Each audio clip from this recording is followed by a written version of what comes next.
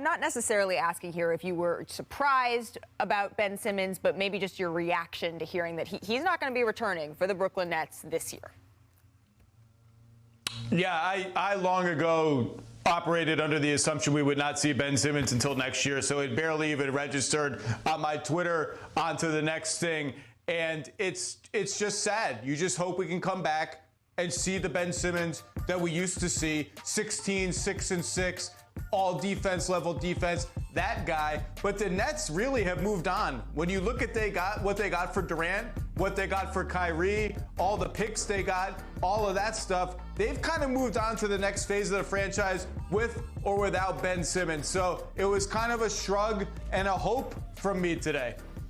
Yeah, I saw those numbers, and hopefully we can put up the contract numbers back, Director Tommy, because I was just thinking immediately when I heard this news that he's probably the most expensive player in basketball relative to his production in the way that is not the best, right?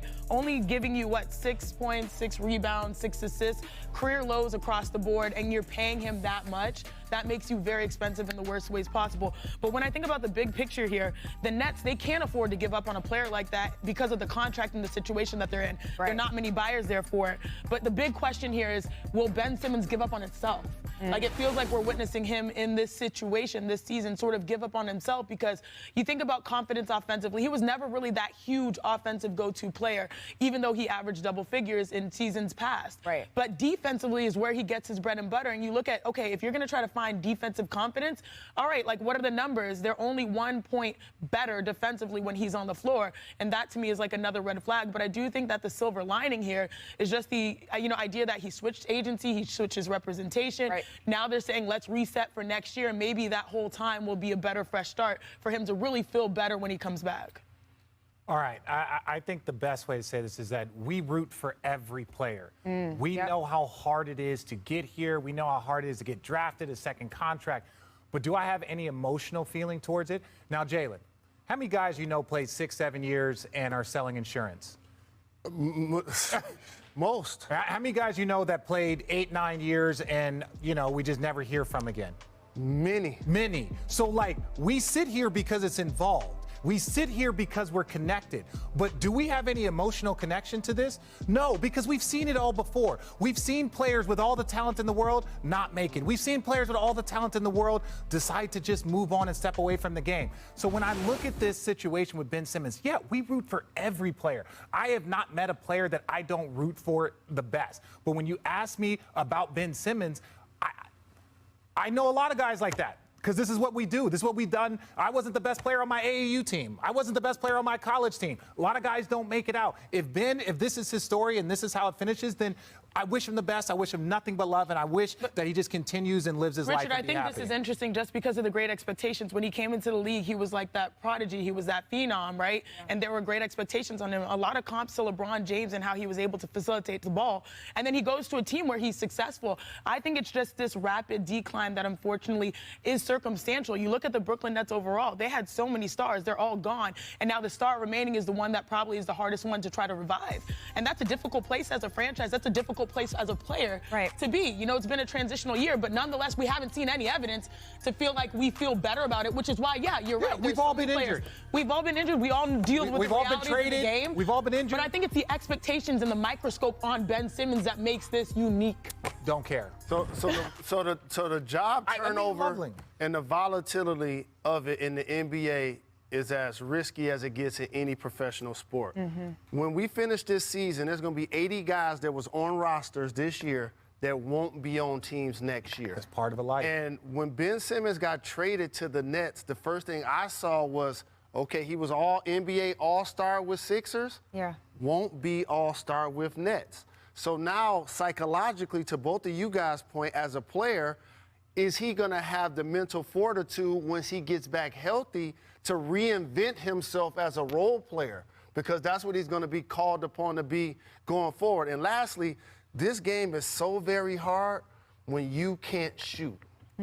This game is so hard when you can't shoot. And psychologically, I always felt he was going to the bucket, finishing with his right hand, but going to the free throw line, shooting with his left hand. And I felt the entire time he was shooting with the incorrect hand. And so for a guy that played on the perimeter, doesn't shoot shots outside of the paint at all, that's another psychological barrier that he's going to have to get over. But he's a big man, right? He's a big man. He's still 6'10", so there's things that he can do to adjust his game. Correct. You've seen it over the course. It's like, okay, then I'm going to roll and finish guy. And it's like lots of guys shoot terrible from the free throw line. Yep. It's just you can't have a fear to go there. And so I sit here, and when we talk about coddling players, and again, I root for Ben Simmons, but when we talk about coddling players, it's like, the NBA is not made for everyone. Winning championships is not made for everyone. The league will humble you The eventually. league will just be like, all right, we'll move on. But here's what makes it different for Ben. He's a tall guy, not a big guy. Yep. He's a primary ball handler, Richard. He's a big dude. He's a perimeter player. He's a perimeter player, though. He played point guard, okay? He wasn't playing 5. Now, as a reinvention, he's playing a small ball 5 on the baseline. But that's the question, right? Another chapter, another reinvention. We're rooting for him. And Yeah. that's the thing. Is like you want to see Ben Simmons Get healthy, be able to big come fella. back to Yep. that level. An all-NBA player, a 3-time All-Star. Almost Defensive Player of the Year. 12th in MVP voting in the 2020-2021 season. Like, he has all of that. It's a matter. We've just seen it, Right. Monica. We've seen it. Right. Where's Brandon Roy? Where's Jonathan Bender? Where's Yao Ming? We've seen guys that dealt with injuries. We've seen guys that haven't been able to mentally and emotionally handle this. This ain't, I ain't gonna cuss, but this ain't for everyone. It ain't. Well, the Brooklyn Nets are hoping that it is. I hope it is. because I'm rooting for you, They Ben. can't. Seriously, there is nothing no but love. option for. For sure, it ain't personal. No, And nothing there's but no love. option for the Brooklyn Nets for an injury exception there, and they couldn't even file one until a year after he's played his first game. We saw the numbers of the salary there. Let's play a little game. Let's play a little chop it or drop it. So for those who need a refresher course on how to play, I will ask our panelists about a topic. If they want to talk about it, they say we're going to talk it, chop it.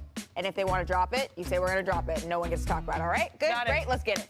Last night, Chris Middleton, this is where we're going to start, scored 34 points against the team that drafted him, and Milwaukee beat Detroit without Giannis Antetokounmpo. He added 8 boards, 5 dimes, shot an impressive 13 of 23 from the floor. Milwaukee improved to an NBA best 54-21. So the Bucks, they are the slight favorites over the Celtics to win the East. That is according to Caesars Sportsbook. Milwaukee has a 2-game lead for the 1 seed, and their 2 teams split their first 2 meetings of the season, so they meet one more time the regular season. That is on Thursday. So Jalen Rose, are we going to chop it or drop it? The Bucks are the clear-cut favorites in the East. I would love to chop it. Let's do it. Because this ain't breaking news, but if the Milwaukee Bucks are healthy and they have the number 1 seed in the Eastern Conference, they're going to win it all this year. Say it one more time. They're going to win it all this year. Okay. Because Giannis is still the best player in the league. Brook Lopez is having one of his best seasons of his career. Bobby Porter's in the conversation for 6th Man of the Year. Drew Holiday's probably my favorite player in the league, lockdown 2-way defender. And you just showed Chris Middleton, he's back playing like himself. They're going to be a problem for anybody. Rich, what you think? So the guy that's averaging 20 points a game, 48% from the field, and 5 rebounds and 7 assists. He was missing against the Boston Celtics last year. The Boston Celtics are better. I'm not going to dispute that, but so are the Bucks, and it still took them 7 to get there. That's just so they're the best team in the league, and they are better than they were, in my opinion, the last 2 seasons. All right, well, let's keep it pushing. The Knicks, they beat Chiney's Rockets 137-115 last night. Sorry, sis. Emmanuel Quickley, he had a career-high 40 points. Surprise. New York snapped a 3-game losing streak, quickly connected on 14 of 18 shots from the field, added 9 assists, starting in place of Jalen Brunson. So Emmanuel Quickley, he is the overwhelming betting favorite here to win 6th Man of the Year. The Knicks have outscored opponents by 255 points when Quickley is on the floor, the highest mark by any player with less than 20 starts this season. So Quickley would be the first Knicks player to win the award since J.R. Smith in 2013. So Zach Lowe, chop it or drop it. Emmanuel Quickley, he solidified winning the 6th Man of the Year award after that performance. Oh, we got to chop it with Emmanuel Quickley, and I don't even know if he needed that performance to solidify his grip on that award. It helped, though. Just think, 6 months ago, all the Emmanuel Quickley talk was, oh, the Knicks are they going to field calls from teams who want to trade for him? Are they going to want to extend him? He's going to be a big part of the team this year. Now he might win 6th Man of the Year, and he has been essential to everything the Knicks are doing. Not just his scoring and his passing and his shooting has gone up as the year has gone on. He's a great defensive player. He's one of the best rebounding guards in the NBA, and he has had a fantastic season for the Knicks. When he and Josh Hart are on the floor together, it feels like they have 8 guys crashing the glass. That's how good those guys are rebounding.